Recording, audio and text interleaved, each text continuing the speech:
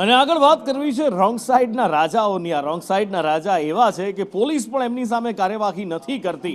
કોર્ટે અત્યાર સુધીમાં 2 વાર ટકોર કરી છે। એકવાર ટકોર કરી, બીજી વાર ઝાટકણી કાઢી અને તેમ છતાં પણ ટ્રાફિક પોલીસે કોઈ કાર્યવાહી ના કરી અને હવે પોલીસના લુગડા હાઈકોર્ટમાં કોર્ટે ઉતારી લીધા। જિગ્નેશ પાસેથી જાણીએ।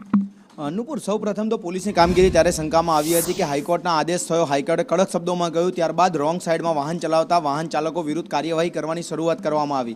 પરંતુ કાર્યવાહી માત્ર આંકડાકીય થઈ, એટલે કે કેટલો દંડ વસૂલાયો, કેટલા લોકો સામે કાર્યવાહી થઈ, પરંતુ વાહન રોંગ સાઈડ આવતા ન અટક્યા। અને જ્યારે આજે આ મામલો હાઈકોર્ટ સમક્ષ આવ્યો ત્યારે હાઈકોર્ટે સ્પષ્ટ શબ્દોમાં પોલીસ વિભાગની ઝાટકણી કાઢતા કહ્યું હતું કે માત્ર આંકડાકીય કાર્યવાહી ન કરો, કાર્યવાહી યોગ્ય રીતે થવી જોઈએ અને જો રોંગ સાઈડમાં આવતા વાહન ચાલકો જો ના અટકે તો તેમના વાહનો જપ્તે લો, જેથી કરીને રસ્તા ઉપર તેમના કારણે થતા અકસ્માતો અટકી શકે। બીજી તરફ હાઈકોર્ટે એક વસ્તુ પોલીસને સ્પષ્ટ કહી હતી કે દંડ ઉઘરાવવાથી અકસ્માત બંધ નહીં થાય, તેના માટે યોગ્ય અને નક્કર કાર્યવાહી પણ જરૂરી છે।